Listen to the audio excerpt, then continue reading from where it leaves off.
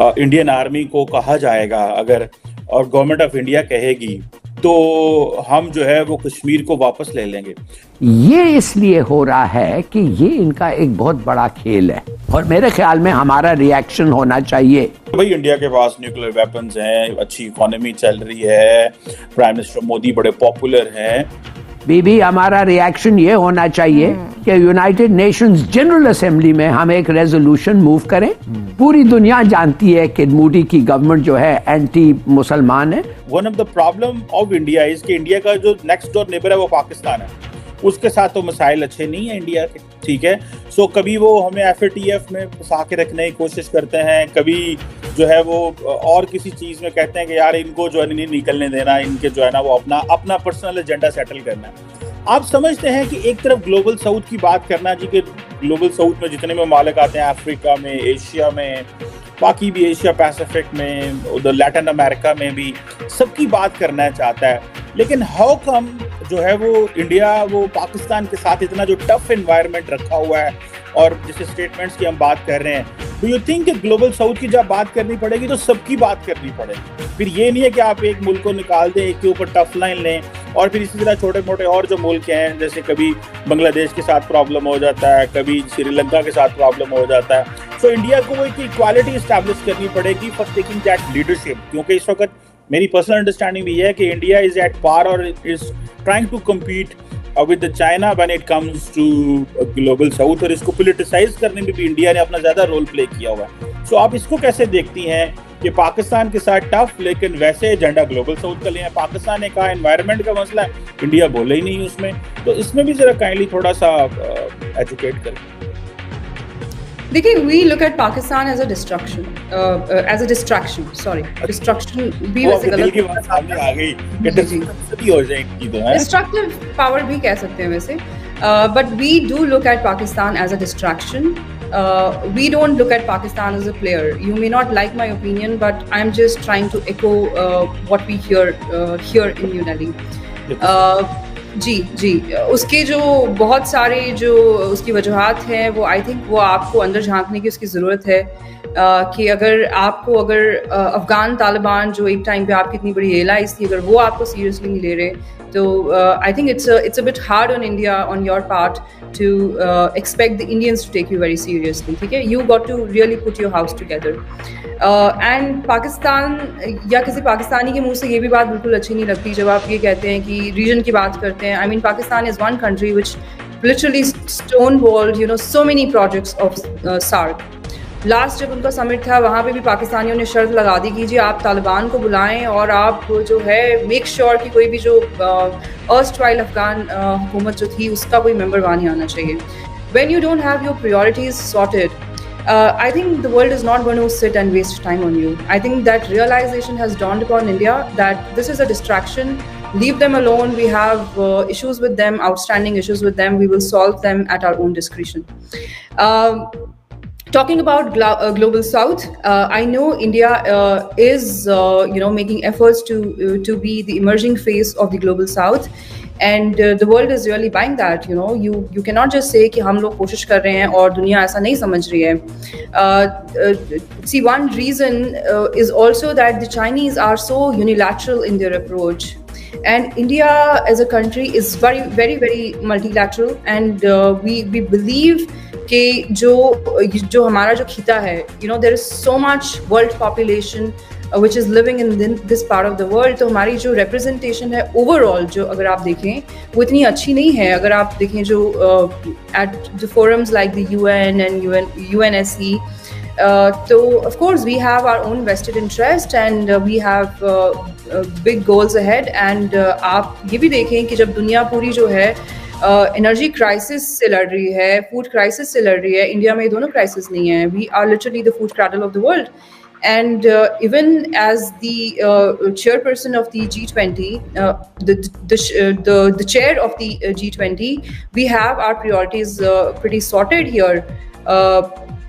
तो of course अगर पाकिस्तान को इस ग्रोथ स्टोरी का हिस्सा बनना है, so please come, be our guest, no problem. आपने बात की इंडिया के कोई ताल्लुकात जो हैं वो इतने अच्छे नहीं हैं या नेबर्स के साथ, तो I can't think of one country जिनके पाकिस्तान के साथ जो है ताल्लुकात बहुत अच्छे हैं. आप सेंट्रल एशियन रिपब्लिक्स की बात करें, India has better relations with central Asian republics than Pakistan. We have invited the Bangladesh, the Bangladeshis to the G20 summit as well.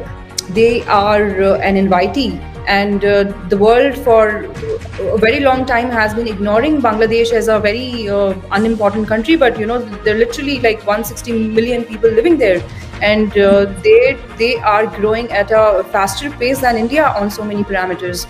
So we take them very seriously, and we respect the fact that the Bangladeshis also kind of exercise their own strategic autonomy when it comes to so many things. But yes, the countries which are pretty much towing the line of the Beijing, and countries who have been trapped by the Chinese and they tow their agenda, we are better off without them, and we would not entertain them beyond a certain extent. बिल्कुल ठीक है. मेरा ख्याल है इसी तरह की जो पर्सपेक्टिव है, that is what Islamabad thinks कि the world doesn't revolve around India. और इंडिया अगर अपनी वो एजेंडा लेके चलना चाहता है तो वो चले, उसको हक है ऑब्वियसली. इफ़ इंडिया अगर चीज़ें समझता है कि पाकिस्तान को बहुत सारी चीज़ों से, अब अमूमन तो पाकिस्तान और इंडिया कहीं पे ऐसे किसी मल्टीलैटरल फोरम पे है ही नहीं है अदर देन एक ही बड़ा फोरम था. SCO तो वर्क कर रहा है, उसमें पाकिस्तान और इंडिया बड़े आराम से काम कर रहे हैं. सो मेरा ख्याल है कि पाकिस्तान और इंडिया का वैसे भी there is nothing to match in terms के ना हमारा कोई कारोबार हो रहा है ना बिजनेस हो रहा है. So we are completely aloof and isolated from each other. और मेरा ख्याल है ना पाकिस्तान को फ़र्क पड़ रहा है ना इंडिया को फ़र्क पड़ रहा है. डिस्पाइट इंडियाज़ प्रेशर और बड़ी कोशिश की FATF में रखने की, लेकिन Pakistan came because out of the FATF and so many so. लेकिन पाकिस्तान की इंटरनल प्रॉब्लम ज़्यादा है. लेकिन मेरी जो डिस्कशन थी वो ये थी कि when you go for एक ग्लोबल एजेंडा रखते हैं, then you have to take everyone together. आपको सबको साथ लेके चलना पड़ता है. And I think if India has decided कि नहीं हमने पाकिस्तान के साथ स्पोर्ट सेटल करना है, I think it won't affect even in Pakistan because हमारी डिपेंडेंस नहीं है. अगर हमारी इकोनॉमिक डिपेंडेंस होती, बॉर्डर खुले होते तो और चीज़ होती.